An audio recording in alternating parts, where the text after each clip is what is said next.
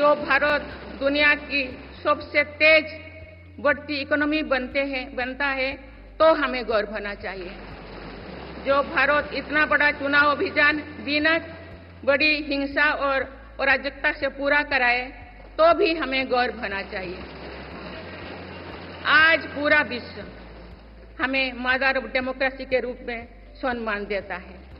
भारत के लोगों ने हमेशा लोकतंत्र के प्रति अपना पूर्ण विश्वास प्रकट किया है।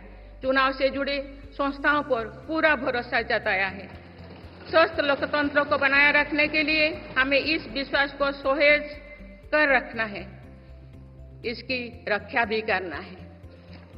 हमें याद रखना होगा, लोकतांत्रिक संस्थाओं और चुनावी प्रक्रिया पर लोगों के विश्वास को चोट पहुंचाना उसी डाल को काटना जैसे जिस पर हम सब बैठे हैं। हमारे लोकतंत्रों की विश्वसनीयता को ठेस पहुंचाने की हर कोशिश की सामूहिक आलोचना होना चाहिए। हम सभी को वो दौर याद है जो बैलेट पेपर छीन लिया जाता था, लूट लिया जाता था। मतदान प्रक्रिया को सुरक्षित बनाने के लिए ईवीएम को अपनाने का फैसला किया गया था। पिछले कई दशकों में ईवीएम में सुप्रीम कोर्ट से लेकर जनता की अदालत तक हर कसौटी को पार किया है।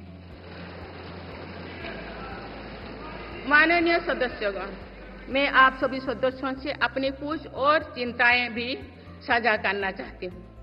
मैं चाहूंगी कि आप सभी इन विषयों पर चिंतन मनन करके इन विषयों पर ठोस और सकारात्मक परिणाम देश को दें।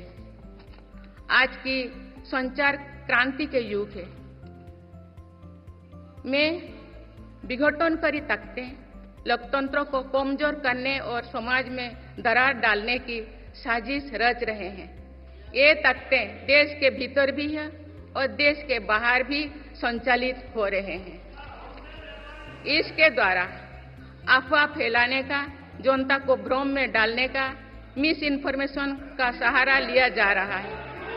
इस स्थिति को ऐसे ही बेरोक-टोक नहीं चलने दिया जा सकता है। आज के समय में टेक्नोलॉजी हर दिन और उन्नत हो रही है। ऐसे में मानवता के विरुद्ध इनका गलत उपयोग बहुत घातक है। भारत ने विश्व मंच पर भी इन चिंताओं को प्रकट किया है और एक ग्लोबल फ्रेमवर्क की वकालत की है। हम सभी का दायित्व है कि इन प्रवृत्ति को रोके, इस चुनौती से निपटने के लिए नए रास्ते खोजें। माननीय सदस्यगण, 21वीं सदी के इस तीसरे दशक में आज ग्लोबल ऑर्डर एक नया शक्ल ले रहा है।